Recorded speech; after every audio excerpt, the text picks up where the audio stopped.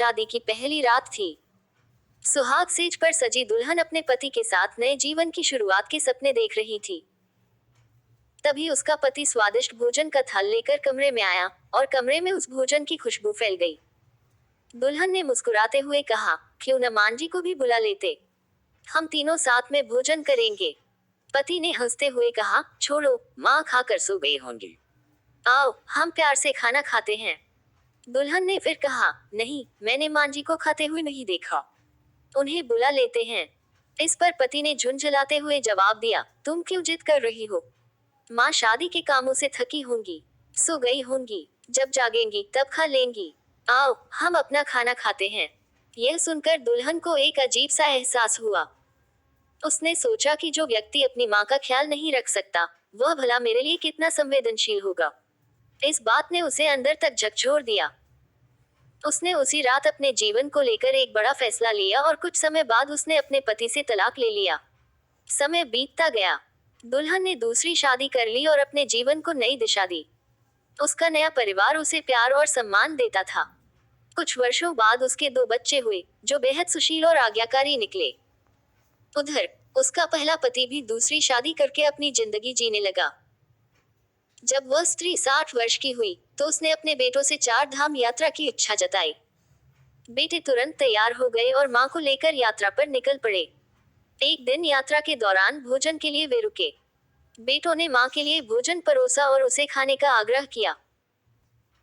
तभी स्त्री की नजर एक भूखे और गंदे वृद्ध पुरुष पर पड़ी, जो बड़ी कातर निगाहों से उनके भोजन की ओर देख रहा था। स्त्री का दिल पिघल गया। उसने अपने बेटों से कहा, पहले इस वृद्ध को नहलाओ, साफ कपड़े पहनाओ, फिर हम सब साथ में भोजन करेंगे। बेटे जब उस वृद्ध को नहलाकर और कपड़े पहना कर लाए, तो स्त्री उसे देखकर चौंक गई। वह वृद्ध कोई और नहीं, बल्कि उसका पहला पति था, जिससे उसने सुहागरात को ही तलाक ले लिया था। स्त्री ने वृद्ध से पूछा, तुम्हारी यह हालत कैसे हो गई?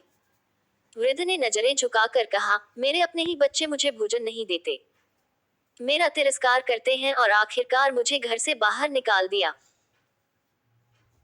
स्त्री ने गहरी सांस लेते हुए कहा, मुझे इस दिन का अंदेशा उसी रात हो गया था, जब तुम अपनी माँ को खाना खिलाने के बजाय वह स्वादिष्ट थाल लेकर मेरे पास आ गए थे। मेरे बार बार कहने के बावजूद तुमने अपनी माँ की उपेक्षा की। आज तुम उसी का फल भोग रहे हो। स्त्री की बात सुनकर वृद्ध की आंखें भर आईं। उसने महसूस किया कि जो व्यवहार उसने अपनी माँ के साथ किया था, वही उसके बच्चों ने उसके साथ किया। यह घटना हमें सिखाती है कि अपने बुजुर्गों के साथ कैसा व्यवहार करना चाहिए, क्योंकि बच्चे वही सीखते हैं जो वे अपने माता पिता को करते हुए देखते हैं। बुजुर्गों का सम्मान और देखभाल केवल कर्तव्य नहीं, बल्कि हमारी अगली पीढ़ी के लिए एक आदर्श है। इस पर आपके क्या विचार है, कमेंट में जरूर बताएं। नमस्ते, माई सेल्फ मनमोहिनी। मैं चाहती तो Facebook, YouTube, Instagram social media पर अश्लील कंटेंट, अश्लील सामग्री बनाकर अपलोड करके मैं भी सोशल मीडिया के माध्यम से फेमस हो सकती थी, पैसे कमा सकती थी। लेकिन मुझे पता है अश्लील सामग्री और नकारात्मक कंटेंट से हमारे देश का भला नहीं होने वाला। सोशल मीडिया पर अश्लील सामग्री और नकारात्मक कंटेंट देखने से कई गुना बेहतर है अश्लीलता और नकारात्मकता का बायकॉट करने वाली मेरे मुहिम में मेरा साथ दे। मेरे साथ जुड़े रहिए, मैं आपको सकारात्मकता और सकारात्मक विचारधारा से जोड़े रखूंगी, जो अश्लीलता और नकारात्मकता से कई गुना बेहतर है। धन्यवाद। मनमोहिनी महिला, PC।